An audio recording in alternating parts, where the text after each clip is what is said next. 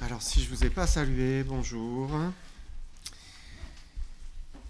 On va prendre ensemble l'évangile de Jean et on va lire ensemble Jean 20, versets 24 à 31, où il est question de Thomas. Donc en France, je ne sais pas comment ça se passe à l'étranger par rapport à cela, mais en France, on a cette phrase que certains prononcent « Oh, je suis comme saint Thomas, moi. Moi, je crois que ce que je vois. » Ça ressort souvent. Et finalement, Thomas, c'est le stéréotype de l'homme qui refuse de croire à un témoignage, puisqu'il reçoit un témoignage. Il veut voir de ses yeux. Alors, beaucoup ne connaissent pas toute l'histoire, ils n'ont pas forcément lu toute l'histoire dans l'Évangile, mais ils connaissent cette petite phrase de Thomas. Et Jésus va lui reprocher d'être un incrédule, et donc un homme qui n'avait pas foi, en fait, qui ne faisait pas confiance, qui ne croyait pas, puisque la foi, c'est croire sans voir la chose. C'est ça la foi. Thomas n'avait pas vu Jésus ressuscité, c'était les autres disciples qui l'avaient vu, et donc c'est les autres disciples qui lui ont dit « Mais Jésus est ressuscité !» Et lui, eh bien, il a dit « Mais non, c'est pas possible, c'est trop beau pour être vrai, quoi. Qu'est-ce que vous dites, quoi? Jésus ressuscité ?» Et on va voir ensemble ce matin que Dieu nous appelle à lui faire confiance. Il veut qu'on lui fasse confiance, qu'on ait foi en lui, même si on ne voit pas. On va lire ensemble Jean 20, versets 24 à 31. Jean 20, versets 24 à 31. Thomas, appelé Didyme, l'un des 12, n'était pas avec eux lorsque Jésus vint. Les autres disciples lui dirent donc « Nous avons vu le Seigneur ». Mais il leur dit « Si je ne vois dans ses mains la marque des clous, et si je ne mets mon doigt dans la marque des clous, et si je ne mets ma main dans son côté, je ne croirai point. » 8 jours après, les disciples de Jésus étaient de nouveau dans la maison et Thomas se trouvait avec eux. Jésus vint, les portes étant fermées, se présenta au milieu d'eux et dit « La paix soit avec vous. » Puis il dit à Thomas « Avance ici ton doigt et regarde mes mains. Avance aussi ta main et mets-la dans mon côté. Et ne sois pas incrédule, mais crois. » Thomas lui répondit « Mon Seigneur et mon Dieu. » Jésus lui dit « Parce que tu m'as vu, tu as cru. Heureux ceux qui n'ont pas vu et qui ont cru. » On va s'arrêter ici, verset 29. Et ce n'était pas facile de croire que Jésus était ressuscité. Juste avant, j'aimerais m'incliner dans la prière. Seigneur, merci encore de ce passage. Et Seigneur, oui, j'ai besoin de toi encore, Seigneur. Comme le dit le cantique, dans notre faiblesse, eh bien, c'est toi qui nous rends forts. Et Seigneur, que tu veuilles bénir ces instants, bénir ta parole. Et que tu sois avec moi, que tu m'inspires, que tu bénisses, que tu nous encourages. Nous t'en remercions, Seigneur, parce que c'est toi qui es Dieu et tu habites dans nos cœurs. Au nom de Jésus-Christ. Amen. Donc, je disais, ce n'était pas facile de croire que Jésus était réellement ressuscité. Et on peut comprendre Thomas sur le fait que, il voulait le voir de ses propres yeux et même le toucher, carrément, le toucher, puisque les disciples avaient dit que Jésus était ressuscité en chair et en os. Il l'avait vu, vraiment, il était là, il pouvait le toucher, même manger avec lui. Et donc, Thomas dit cette phrase, donc je vous relis ce verset, « Si je ne vois dans ses mains la marque des clous, si je ne mets mon doigt dans la marque des clous, si je ne mets ma main dans son côté, je ne croirai point. » Est-ce qu'on ne peut pas se retrouver, nous aussi, au travers de ces paroles parfois, parce qu'on voudrait voir, on voudrait toucher, que ça soit très concret, pour croire. Et pour Thomas, Dieu va le faire. C'est même incroyable, parce que Jésus va reprendre les mots de Thomas exactement, et il va lui donner bien ce qu'il attendait. Il va dire, mais verset 27, « Avance ici ton doigt, regarde mes mains, avance aussi ta main, vas-y, mets-la dans mon côté. » C'est quand même incroyable, Thomas dit, « Ah si, mais... » Et Jésus le fait. Jésus le fait. On peut dire qu'il a exaucé le souhait de Thomas, il va répondre à son attente. Et c'est ce que Dieu fait parfois. Certains disent, « Ah, si Dieu fait ceci, si Dieu fait cela, alors je croirai. » Alors je me convertirai, alors je donnerai ma vie. Et il y a des témoignages, il y a quand même, moi j'en ai entendu plusieurs, de témoignages de personnes qui ont dit « si, alors je croirai ». Et Dieu est intervenu. Dieu l'a fait. Il a fait un miracle, il a fait quelque chose, il a opéré une guérison, il a répondu à une prière. Et les gens, eh bien, ont vu et elles ont cru. Elles ont donné leur vie, véritablement. Parce que Dieu sait reconnaître les cœurs qui sont sincères, qui sont vrais, qui sont sérieux. Comme il connaît les cœurs qui sont trompeurs, qui sont mensongers, qui sont faux, hein, qui finalement tentent Dieu, hein, qui disent si, mais qui ne sont certainement pas prêts à faire, eux, leur part. Et Dieu ne répond pas toujours à une telle prière. En fait, tout dépend de l'attitude du cœur. Dieu ne répond pas aux orgueilleux. Impossible. Il ne répond pas à ceux qui le prennent de haut, là, à ceux qui pensent qu'ils peuvent jouer avec Dieu. Hein, non, là, Dieu qui sait tout, c'est déjà ce qui va se passer. Il ne répond pas. Il ne répond pas. Mais quand il y a de la sincérité, quand il y a un désir vraiment de le connaître, de s'engager avec lui, de se consacrer pour le service, alors Dieu fait grâce. Selon son bon plaisir, il peut et il le fait. Et même si au premier abord, ça semblait quand même osé pour Thomas de dire « Si, ça ne se passe pas comme ça, et comme ça, je ne croirai pas. » Quand même, c'est osé, hein. Le cœur de Thomas, il se dévoile dans sa réaction quand Jésus va se présenter à lui. Parce que immédiatement, verset 28, Thomas lui répondit « Mon Seigneur et mon Dieu ». On imagine même, le texte ne le dit pas, mais on imagine qu'il tombe à genoux, quoi. « Mon Seigneur et mon Dieu ». Voilà, il se répand, hein, et il reconnaît deux choses. La seigneurie de Jésus-Christ, tu es le Seigneur. Tu règnes, tu es au-dessus. Je le reconnais. Et tu es Dieu, la divinité de Jésus-Christ. Et là, on voit le cœur vraiment de Thomas. Oui, il ose dire si, mais quand il le voit, il se courbe, il tombe à terre, et voilà, il reconnaît Jésus. Tu es le Fils de Dieu, tu es vraiment mon Seigneur, et tu as tous les droits sur moi. C'est ça. Et c'est pour cela que Jésus s'est présenté à Thomas et a repris exactement ces paroles. « Avance ici ton doigt, regarde mes mains, avance aussi ta main, mets-la dans mon côté. » Parce qu'il savait ce qui était dans le cœur de Thomas. Par contre, un cœur qui dit « si Dieu », mais qui n'est pas humble, qui n'est pas petit, hein, qui de toute façon ne reconnaîtra pas la seigneurie de Jésus-Christ, qui ne croira pas à sa divinité, alors eh bien, Dieu ne fera strictement rien pour lui. Dieu ne répond pas aux orgueilleux. Maintenant, il est important aussi de voir ce que Jésus va lui dire. Verset 27, à la fin du verset, il lui dit « Ne sois pas incrédule, mais crois ». Ça veut dire que Dieu attendait quand même de Thomas la foi. Certes, c'était difficile de croire que Jésus était vraiment ressuscité. Mais c'était quand même ce que Dieu attendait de lui. Jésus l'attendait, la foi. Parce que ce qui l'honore, c'est de croire en lui, même si on ne le voit pas. C'est ça qui l'honore. Et en l'occurrence, ici, c'était de croire que Jésus était bien ressuscité, alors que les témoins lui disaient « Nous l'avons vu, il est ressuscité ». Et on peut dire que Thomas avait de la chance, quand même. Il avait de la chance, hein, parce qu'il était encore dans cette période des 40 jours, où Jésus était en train de se montrer à ses disciples. Imaginez, Jésus meurt sur la croix, il est mis au tombeau, et Thomas est dépité, voilà, découragé, il s'en va, il part. Il revient 41 jours plus tard, après la résurrection. Imaginez. Et les disciples disent hey, « Nous avons vu Jésus, il est ressuscité, vraiment. » Il dit « Non, moi, si je ne le vois pas, si je ne le touche pas, je ne croirai pas. » Jésus ne serait pas redescendu spécialement pour Thomas du ciel pour dire « Mais Thomas, regarde. » Non, hein.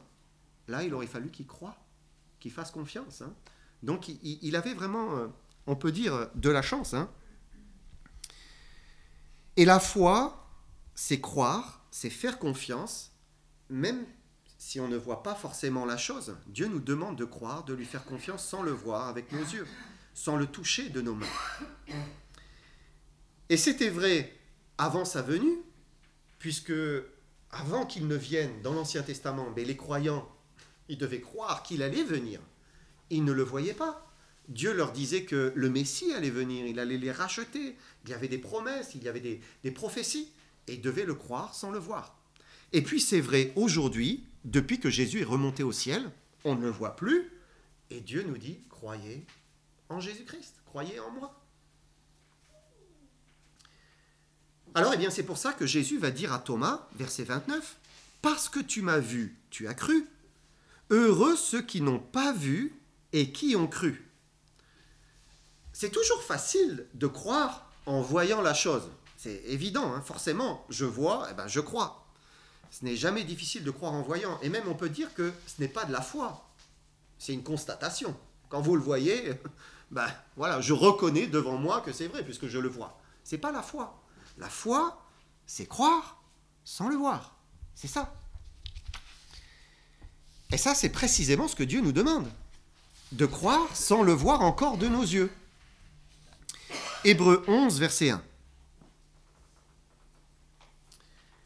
Il dit, « Or la foi est une ferme assurance des choses qu'on espère, une démonstration de celles qu'on ne voit pas. » Donc la foi attend des choses qui ne sont pas encore visibles, hein, des choses que l'on espère.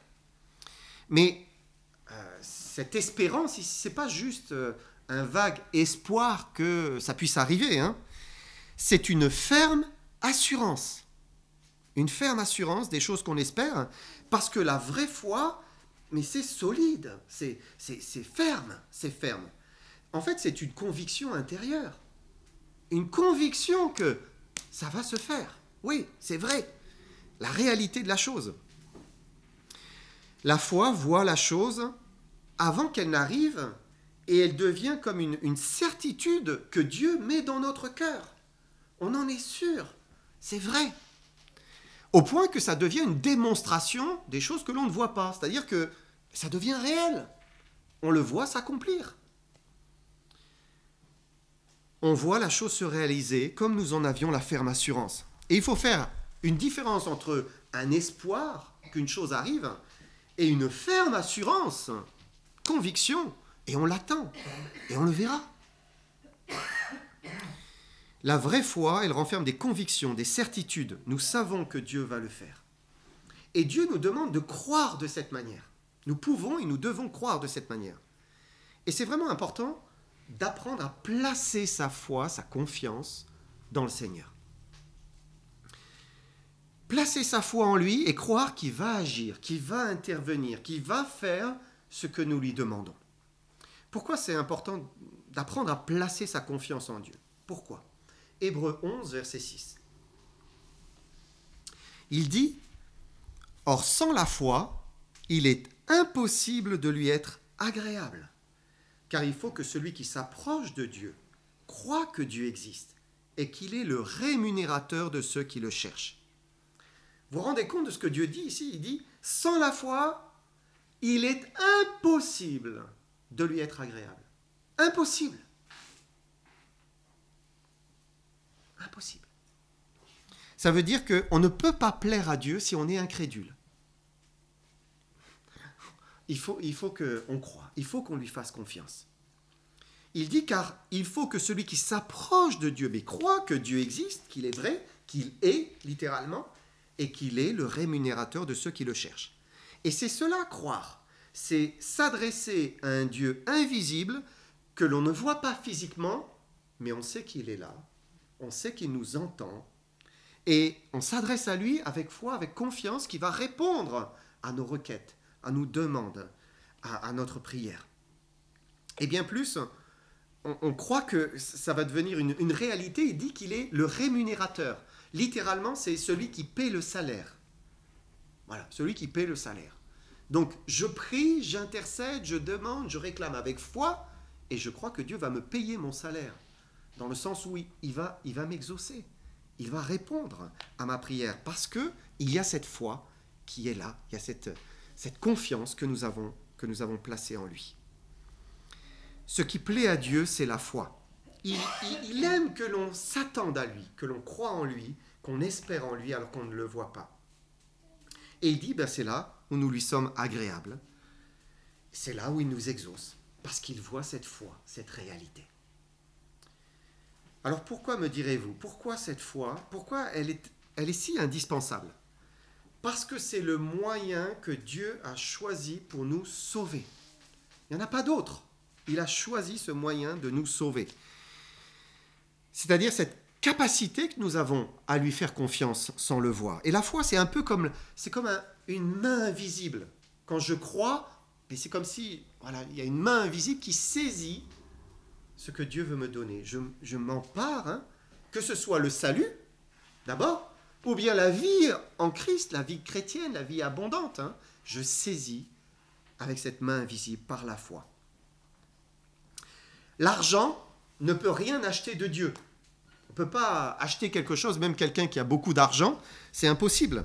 Même si quelqu'un fait des dons très généreux pour des causes qui sont belles, qui sont louables, c'est très très bien. C'est toujours bien de faire du bien.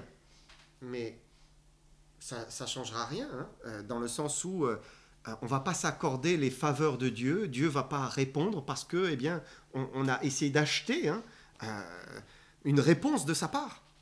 Les bonnes œuvres, elles ne peuvent pas non plus être une monnaie d'échange. Parfois, on se dit, mais voilà, tout ce que j'ai fait, quand même, Dieu va entendre, tout ce que je fais pour lui, j'essaye de bien faire. Mais non, c'est pas possible.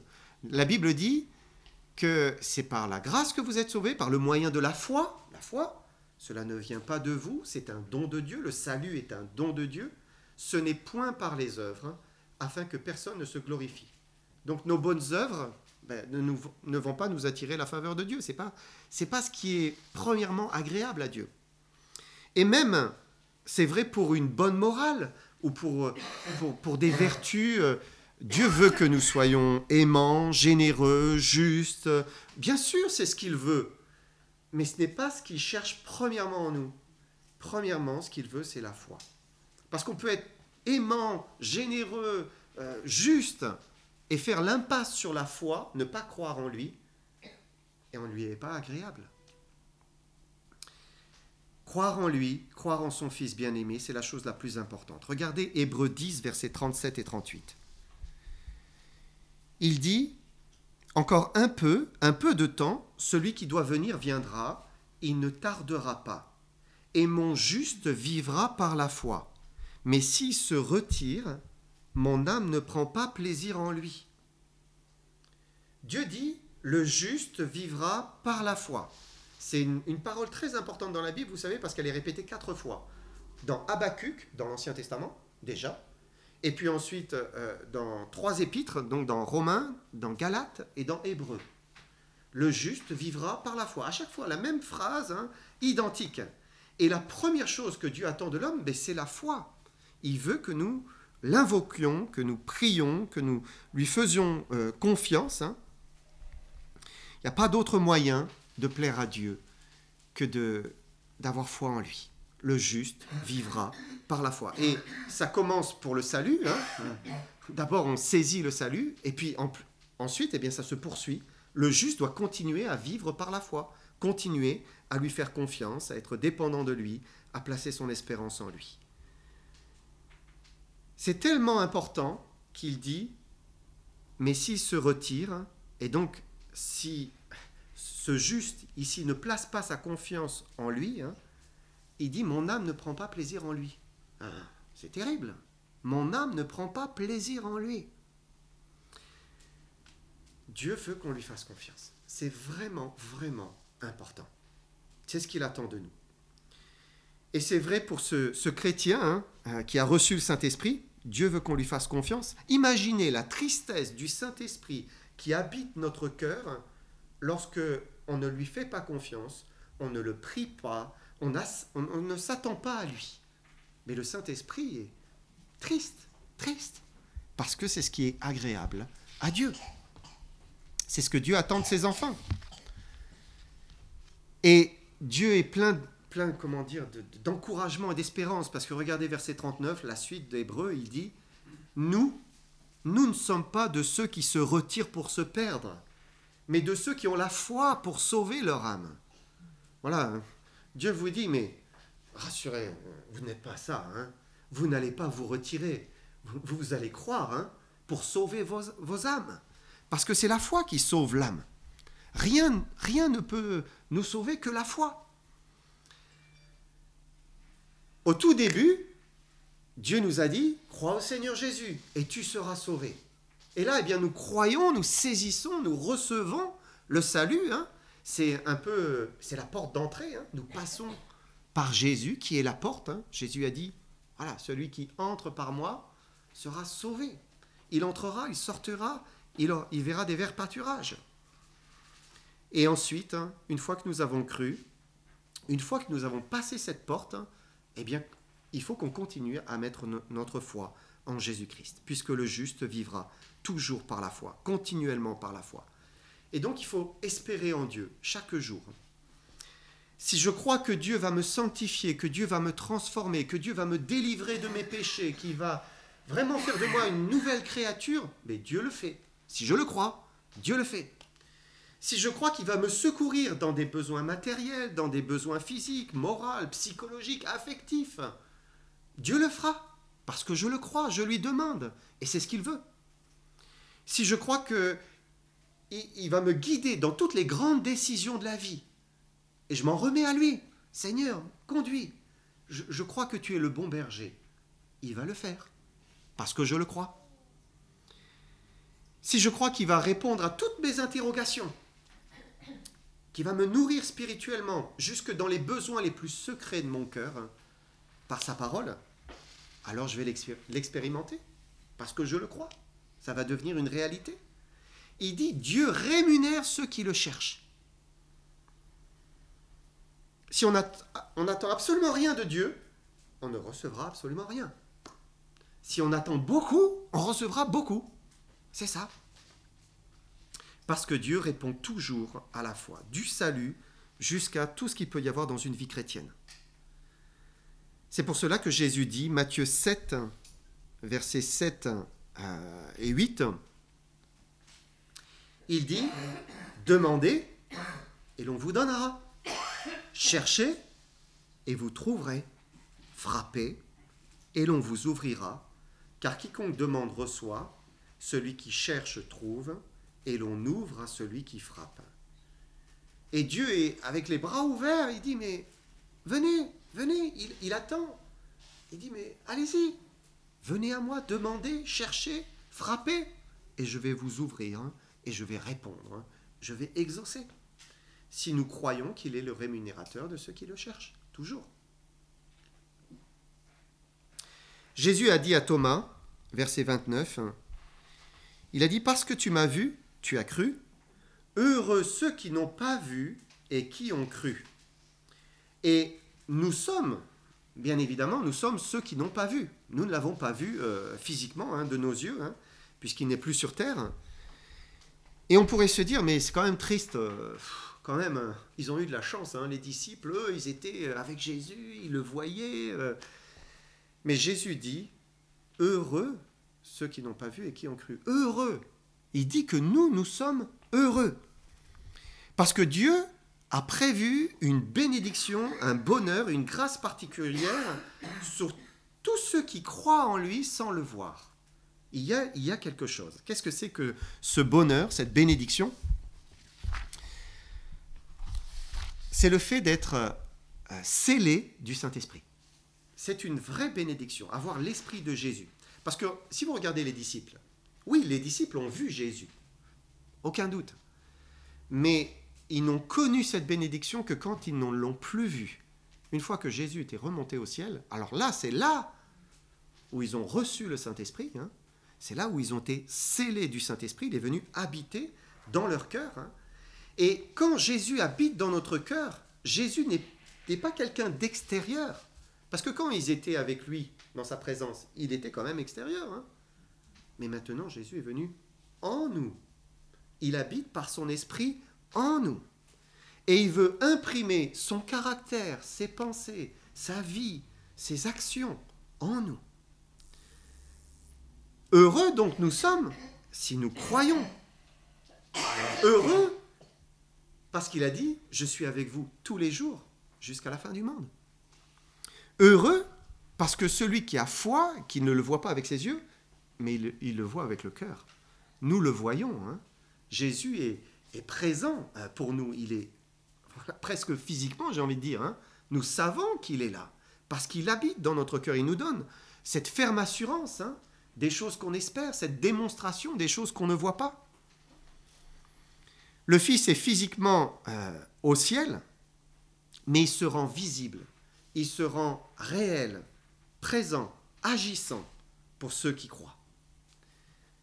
Et on ne le connaît pas moins que Pierre, Jacques ou Jean, alors qu'il était avec eux. Si on se confie en lui, même on peut le connaître intimement, autant qu'eux, et peut-être même plus, si on se confie vraiment en lui. Alors je termine en disant que Dieu nous appelle à croire. C'est aussi pour ça que Dieu nous a laissé sa parole. Regardez versets 30 et 31, Jean 20, versets 30 et 31. Il est dit, Jésus a fait encore, en présence de ses disciples, beaucoup d'autres miracles qui ne sont pas écrits dans ce livre.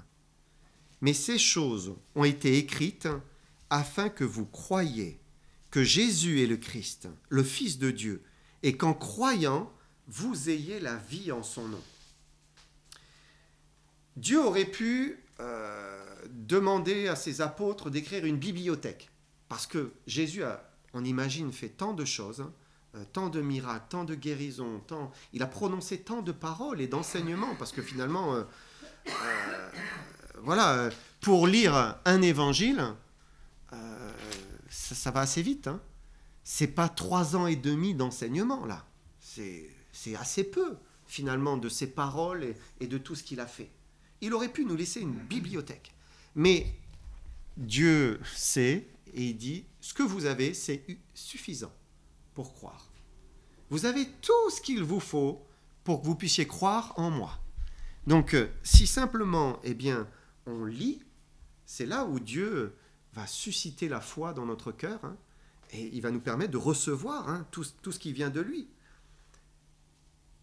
Dieu dit, la foi vient de ce qu'on entend vient de la parole de Christ. Et donc, comment avoir une foi ferme, cette ferme assurance des choses qu'on espère? C'est en se nourrissant. À ce moment-là, la foi va naître, grandir, et devenir une ferme assurance dans notre cœur. Et on va recevoir la vie. Jésus a dit à Thomas, et il nous dit à nous aujourd'hui, ne sois pas incrédule, mais crois. Que le Seigneur vous bénisse.